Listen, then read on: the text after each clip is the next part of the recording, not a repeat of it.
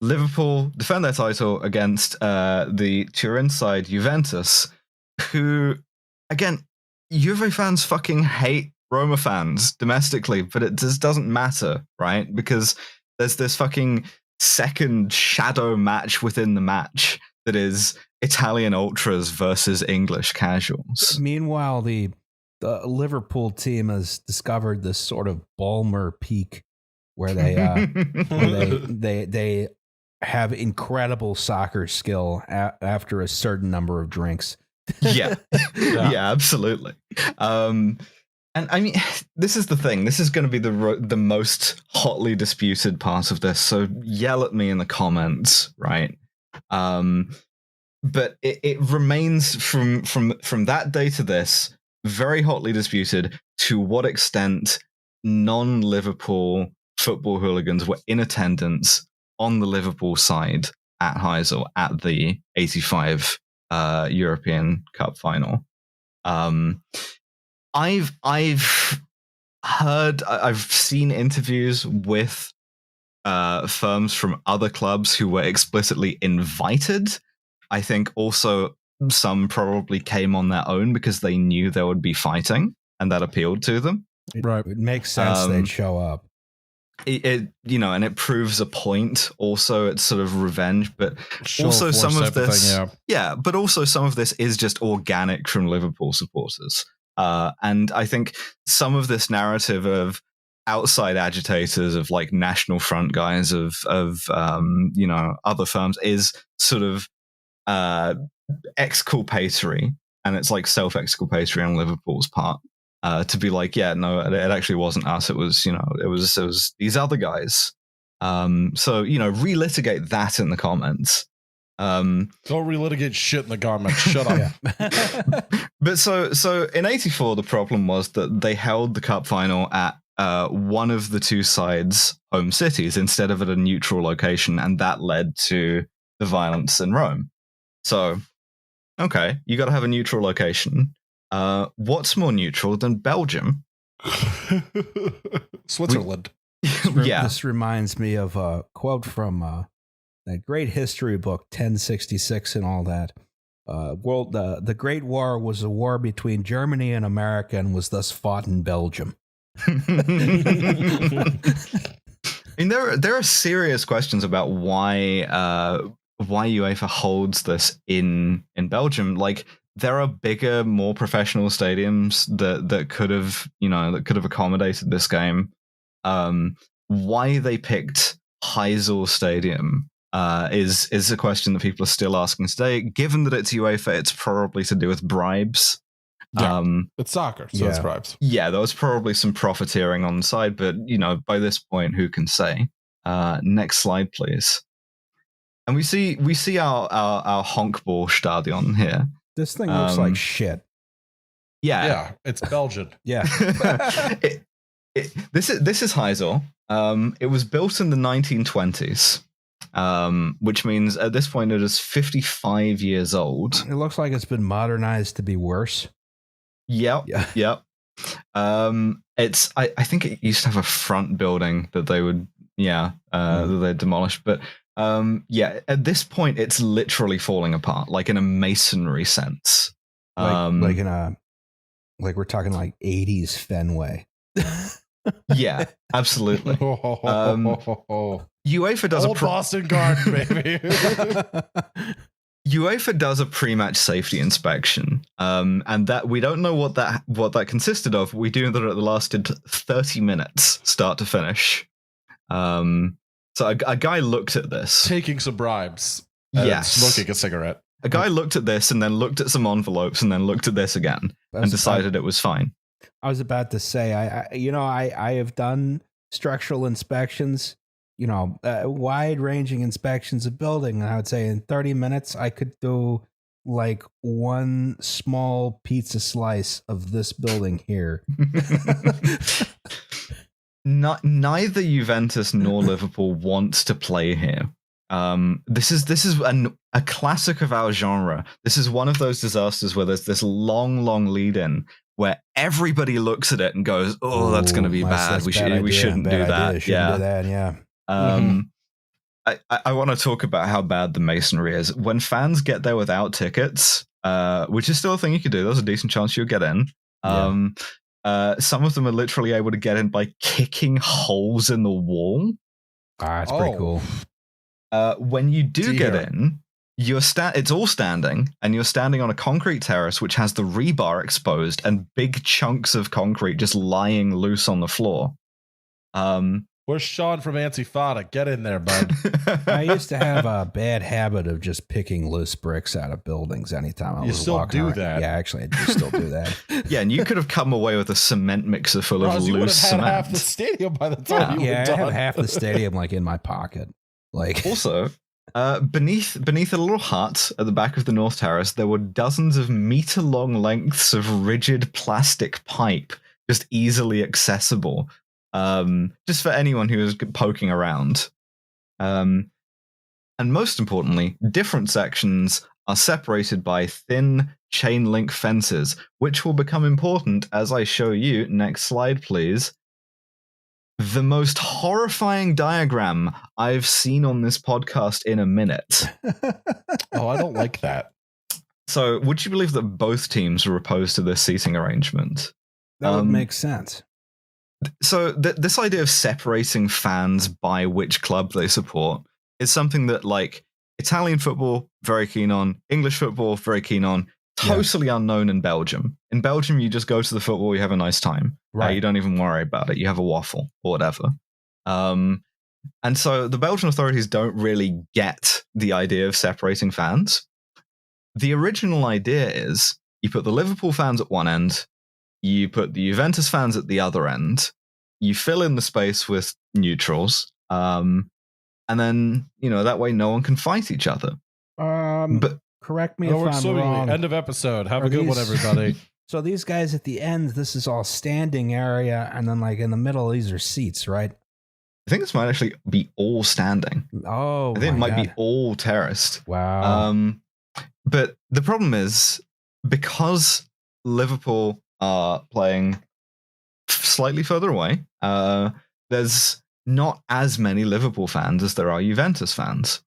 And they don't want to just have an empty section. So section Z here is neutral. Just anyone can turn up and get a ticket. And there are a decent number of Italian expats and people of Italian descent who live in Belgium, who get to see a really, really good Italian football side play a really good English side for not very much money, and for like very little traveling time. So a bunch of them do. A bunch of Italian Juventus supporters in Belgium just show up and end up in section Z. Next to... Were they like told, they're like, hey, you're going to be next to the Liverpool supporters? Fuck no, of course not. Oh my God. No one was told anything. Oh my God. So about that fence, next slide, please. Oh boy. So the Liverpool fans have been drinking heavily. Hats. Oh yeah, that's the bucket hats. That's not chain Kangol. link. Chain link's made of metal. That looks like it's some kind of like stamped plastic. Not even shit. chicken wire. I've heard it described as tennis netting. So the Liverpool fans have been drinking all day, by and large, and then they go to the match. And about an hour before the match starts, the fighting does. Foolish to talk about provocation or who started it, but very quickly you see like stones, loose bits of concrete, bottles, coins, empty cans thrown over this fence between section X and section Z. And we're looking here at section Z, the mixed section, and you can see the sort of like mix of supporters. You can see a Liverpool flag. You can see some Juventus hats. There's one guy, if you see the red Kangol about halfway up on the far right, wearing a Roma hat. So you have a real mix in there. And you may also notice, if you count them up, 5 Belgian cops in riot gear, plus the guy in the hat. For a long time, these were the only cops on this fence, on this boundary. There had been another 8 stationed up there, But they were outside the ground investigating a theft of 600 francs, or about 22 euros, from a cash box at a hot dog stand. I'm not sure why this needed 8 cops in riot gear to solve this sort of crime of the century, but that's where they went. They knew it was coming, and they didn't want to be there.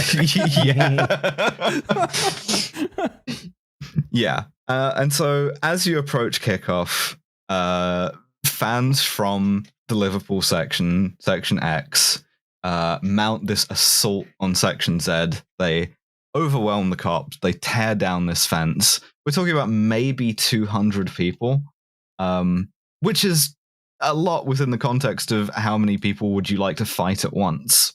Right. Next slide, please. And this starts another crowd control event. Yes.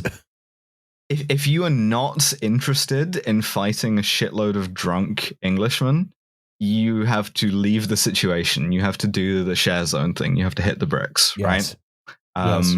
You might not even get a choice. You might just be getting forced back by the crowd anyway. But in that case, you're getting forced back towards the walls of the stadium. There's 2 walls. There's the outer wall, and then there's the wall that, if you go back to the diagram, Right. it's the wall between Section Z and the long sort of like that one. Yes. So those 2 walls, which are like tall concrete walls, the shitty crumbling concrete walls, which are now having an entire section of fans pushing against them. So some people die of crush injuries at this point, and then the fucking wall collapses. Oh, fuck. And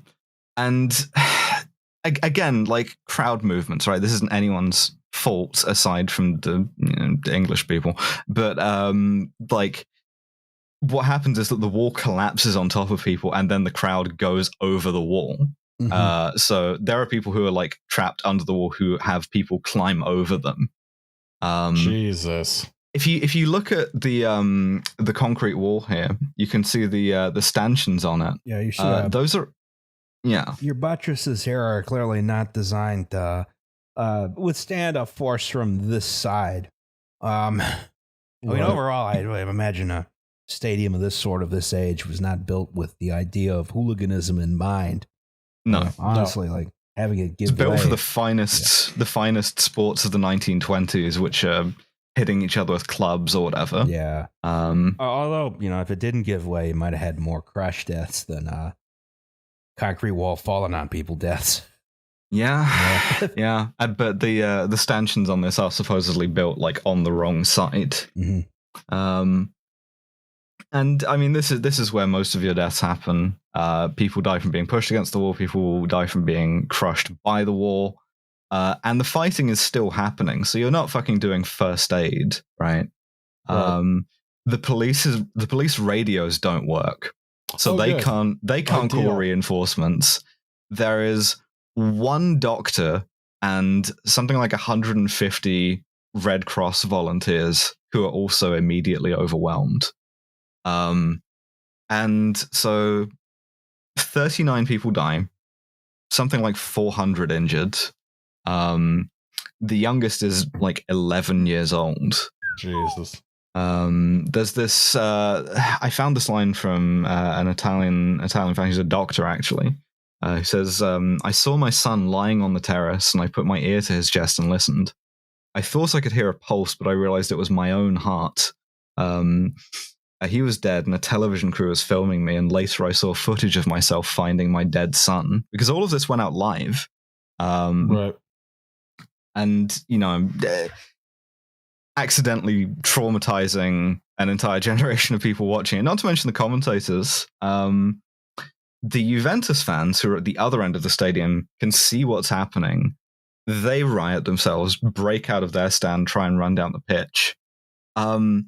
Probably for better rather than for worse, the police are able to, stop them. Oh, yeah, that probably would have made it a lot worse. Right.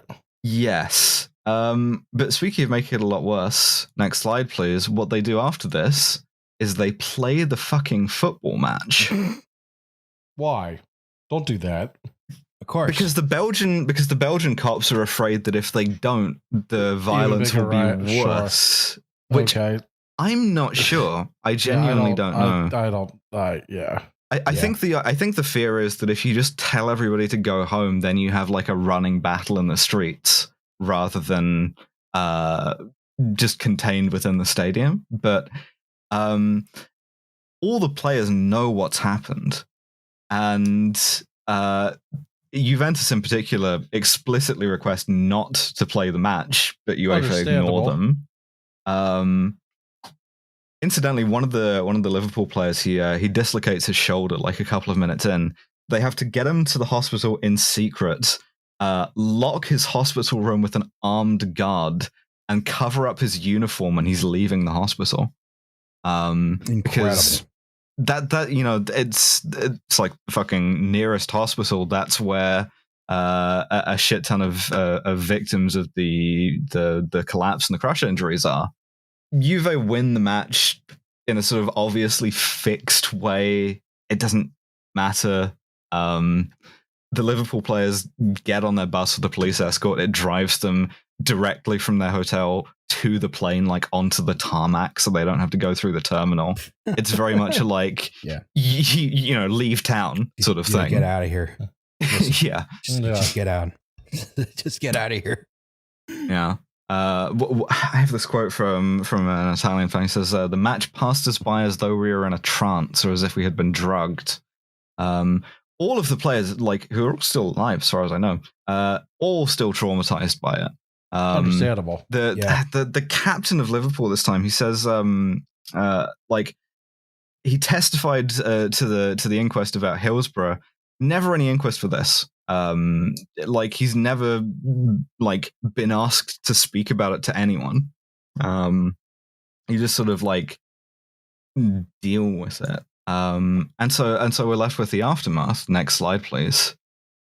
And I guess we'll talk about the football aftermath first, and then the sort of aftermath in terms of hooliganism. So every investigation blames this entirely and solely on the Liverpool fans, which is fair enough, right? Within reason. Mm-hmm.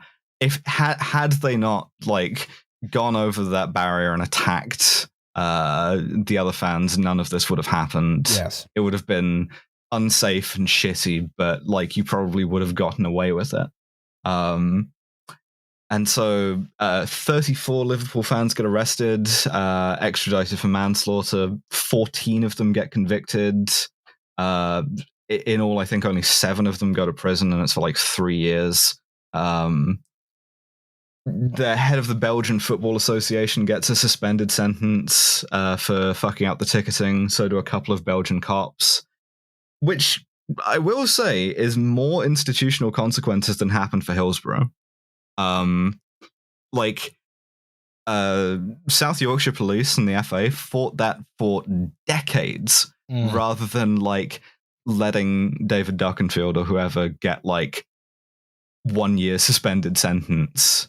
Which instead of even doing that, there was this sort of like refusal to accept any kind of consequences.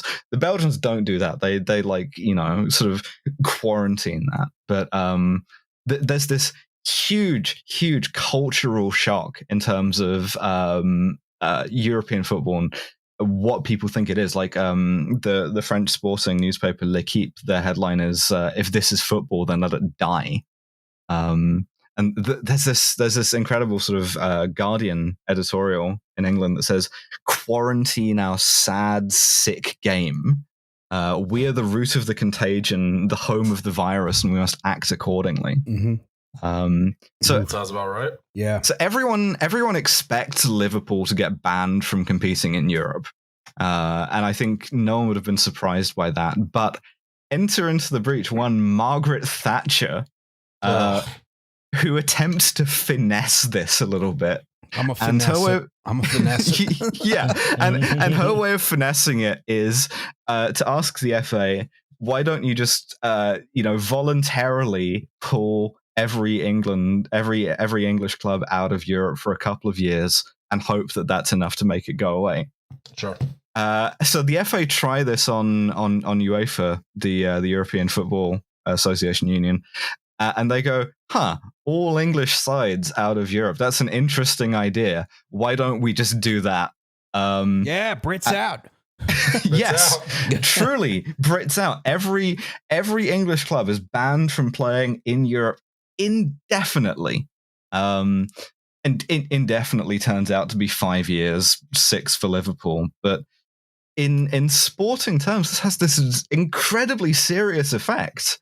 In particular, Liverpool, who have just had won the European Cup the previous year, would otherwise have won it this year probably. Have this sort of incredible team or on incredible form that is then squandered entirely domestically over the next 6 years.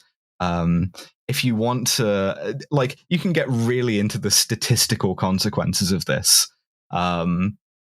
But the main thing is that, if you are a young footballer and you want to play in Europe, you do not play in England. You go and play anywhere else. And so it's this draw of talent away from top flight English football in a way that wouldn't change until the advent of the Premier League. I gotta say this image here, you can sort of see some of the forces that were involved in this incident, right? Oh yeah, these you can see these. You've got these. You got bars for people to sort of lean on, right? And these standing areas on these stadiums. This may be unfamiliar to some of our American viewers. The soccer stadiums, there's a lot of standing. You have bars you can. Well, not lean now, on. but yes. Well, I'll tell you what. There's you got safe standing now, which is like a whole different thing. The DC United Stadium has safe standing. Actually, that's the only time I've seen it. I was not there for DC United. I was there for the Washington Defenders XFL game. Yeah, so was Liam. But you can see these, this is concrete, and it's got some kind of steel bar across. It's concrete again. I would assume this is reinforced concrete. You can see down here, it's been knocked over. It's been knocked over here. It's been knocked over here. You can see the rebar poking out the back. Like there was some... people got aggressive. Like, my God. Oh, absolutely. And it's hard to knock over reinforced concrete, even if it's 55 years old. So people are getting really, really crushed in there. This is not these crowd control produces or crowding or crushing incidents. There's a lot of forces involved, and that's why they're so dangerous. And you hear these, it doesn't necessarily look that dangerous from the outside, and then and then you start pulling bodies out of it. And then you got 50 psi worth of people pressing on your body and turning you into a sort of chunky marinara. Yeah, exactly. Yeah. No, thank you. Yeah. Oh, next slide, please. So we got to talk about the sort of the aftermath for football hooliganism. This really sort of inflicted a psychic wound on both sides. And in Liverpool in particular, it created this incredible sense of shame and guilt. The fact is, this could have been any English side. Liverpool was certainly not uniquely violent. It was sort of a combination of the violence that was inherent to all English football at that point, and the choice of venue and the ticketing conspiring. And it was just sort of dumb luck that it was them. But in particular, Liverpool supporters at that time thought of themselves as less violent, as, sort of not engaged in football hooliganism to the extent that other clubs were. And that was something that really had sort of grave repercussions in terms of Liverpool's self-image. And it's something that would ultimately it's a cloud that would hang until Hillsborough at least. But so in any case, Liverpool, along with every other English side, is banned in order to ostensibly address football hooliganism in the English game. Did that work? Of course it didn't. The Thatcher government's best idea to counter football hooliganism of the time was something called goalies against hoolies. What? Where Jesus Christ, this woman was dumb. and this is a quote, the more articulate goalkeepers Oh, come on. would condemn violence because they were the ones like first in line for it because it was easiest to throw shit at them from the stands. That sounds really dumb for everyone involved. Yeah. Yes. Yeah. You know, Thankfully, this never saw the light of day. But football hooliganism in England only really started to decline after Hillsborough, and for like a very complex set of reasons. But the reason why Hillsborough happened, in part, is because Heysel made people terrified of the idea of football fans not being in contained pens. If you don't keep them within these sort of very secure areas, they're just going to rampage out and attack each other. And the same thing is going to happen again. And so that's how you get to the pens at Hillsborough. But one thing I will say is, compared to this, right, the response that Juventus had was very, very strange because for a long time, Juventus officially didn't mention this at all. There was like no official commemoration of this whatsoever. There was this sort of sense of shame, and I'm not quite sure I understand why or how that happened. And so while English football did ultimately have this kind of reckoning with hooliganism to an extent, Italian football never really did. As late as 2009, Fabio Capello was talking about Serie A being 100% controlled by the ultras. And so you end up with this sort of like one-sided attempt at reconciliation for a long time, where the next time Liverpool play Juventus, which is in 2005, you can see here it's quite this quite a sort of powerful gesture where Liverpool fans spell out amicizia, which is friendship, and some Juventus fans applaud, and some of them turn their backs on them. Some of them have signs calling English fans animals, saying that Hillsborough is God's punishment. That seems a bit extreme. There's one that says it's easy to speak and difficult to pardon, which fucking fair enough, yeah. I guess. Like I'm not going to tell you that you are obligated to forgive a football club, but one thing I will say is that Juventus has never shaken off their ultras completely. And, you know, to this day in Italian top flight matches, you will still see, you know, stabbings in connection with them. And you'll still see violence that I won't say it never happens in England, but it is often more sort of like concealed. So maybe I would suggest a very cynical corporate apology delivered 20 years late is better than nothing. And it's also an indictment on the culture of football at the time. And I have this quote here from Nick Hornby's Fever Pitch. The kid stuff that proved murderous in Brussels belonged firmly and clearly on a continuum of apparently harmless but obviously threatening acts. Violent chants, wanker signs, the whole petty hard act works, in which a very large minority of fans had been indulging for nearly 20 years. In short, Heysel was part of an organic part of a culture that many of us, myself included, had contributed towards. I will say, you know, there is a huge institutional failing here outside of hooliganism, which is just that they wanted to sell more tickets, so they decided let's have this general section next to the hooligan section. Ultras, you know, and this is people were like marching zombie-like to this match, knowing it was a terrible idea the whole time, but like institutional momentum just brought them to the point where like, all right, let's do this stupid thing, and then the stupid thing resulted in the obvious outcome. I don't know that you can.